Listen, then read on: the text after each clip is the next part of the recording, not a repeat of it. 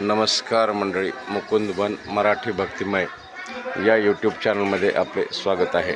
तर मंडळी, आता सकाळी सकाळी खास तुमच्यासाठी त्र्यंबकेश्वरमधून ब्रह्मगिरी पर्वताचं दर्शन आपल्याला घडवण्याचा प्रयत्न करत आहे।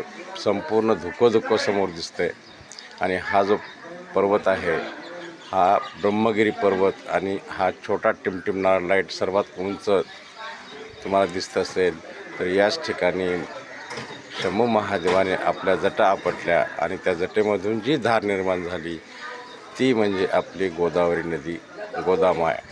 या गोदावरीचा उगम या ठिकाणाहून झाला आणि सर्वात भारतातली लांब नदी म्हणून ओळखली जाणारी गोदावरी हिचं जन्मस्थान हे त्र्यंबकेश्वर 12 ज्योतिर्लिंगापैकी एक। आणि आम्ही आज ज्या एका धर्मशाळेमध्ये थांबलो आहोत तिथून आपल्याला हा दाखवण्याचा माझा छोटासा प्रयत्न आहे। थांबूयात। रामकृष्ण हरी।